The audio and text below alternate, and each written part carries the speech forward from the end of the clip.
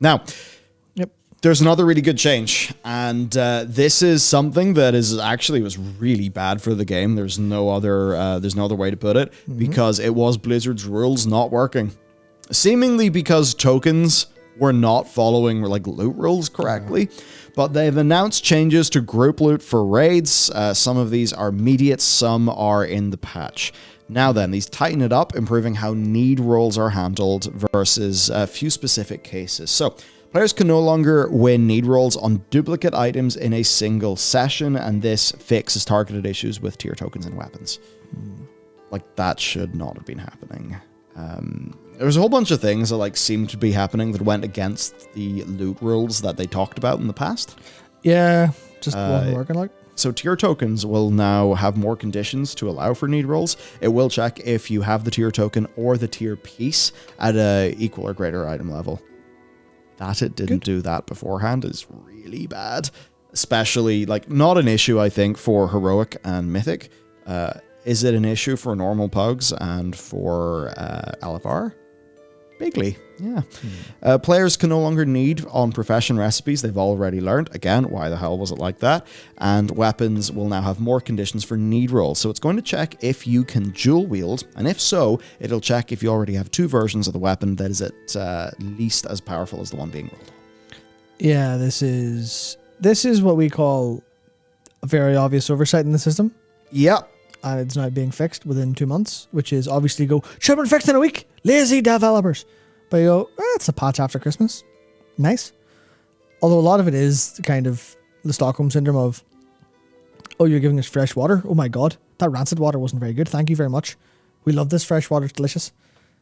But it is like, yeah, at least they're giving us fresh water now. Yeah, like to respond to that, it's not a thing of like, oh, the devs don't play the game. It's not that. I think it's just there's so many things that sometimes there's oversights. Yep. I mean, I don't know. They use Jira. I can imagine how all information would be lost in Jira immediately. Yeah. And also there's literally the case of, I imagine whoever was making the system made it, and they probably, it fits the spec I was assigned.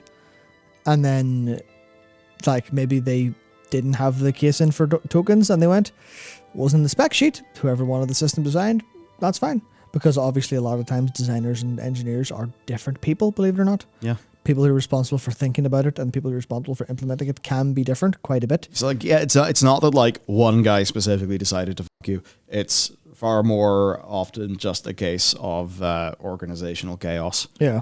I mean, I'd say to them, hey, I'll refer you a Notion subscription, but honestly, I think Notion would explode with a 700-person team. Yeah. There's also the possibility of the rules were there and they literally didn't work because of some obscure bug that no one ever expected to happen, and QA didn't either test it, or the ticket was lost in the abyss, or it didn't happen on the test servers and only happened when it went live. And then that person had 7 more things to do for 10.5 before they were allowed to change this. All those reasons. But also, yeah, game not ready for release. There's elements of it. There's elements of Blizzard. We can cut them some slack because they're trying the right thing. But there is a point where in the future they should. It's still a problem. It may seem like we're kind of going, it's fine, it's fixed now. It still caused damage to player experience. Yeah. So they should adjust the processes so it doesn't happen. But they should be perfect, but they can't always be perfect, I guess. Counterpart is far too strong a word. Because it shouldn't have been like that. I think it's at least worth saying that a massively multiplayer game is a significantly harder game to test and to catch bugs in. Because, like, let's just say your game is God of War Ragnarok. Far easier game to test, you'd imagine. You'd hope so, anyway. Like, I'm not saying that it's going to be a simple game or that it won't have bugs. Absolutely not. But, you just do runs of the game and do stuff to break it. It's going to be easier to test than something like World of Warcraft. Just like almost, based on genre, based on like certain types of inherent complexity. Another nice thing has happened though. It's a buff to Dragon Rider's cultivation, which has been increased from 10% to 400%. Nice. But its duration has been decreased from 10 seconds to 3 seconds. So basically, instead of 10% for 10 seconds, you get 400% for 3 seconds. Which is significantly better. That's instead of 100%, you get 1200%. Very good. That's a 12 times buff.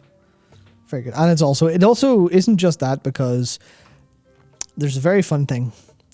One of these is a passive buff that you don't notice. The other is a big thing that goes, and you could go, well, the balance is that's 12 times better, so it's more efficient, blah, blah. It also feels way better. Yeah. It's also way cooler. Like, this is the one where people, they're hopping between nodes, and they're just running on empty. And it's good. There's not much else to say. That's it. I've ran out of things to say. That's a good one.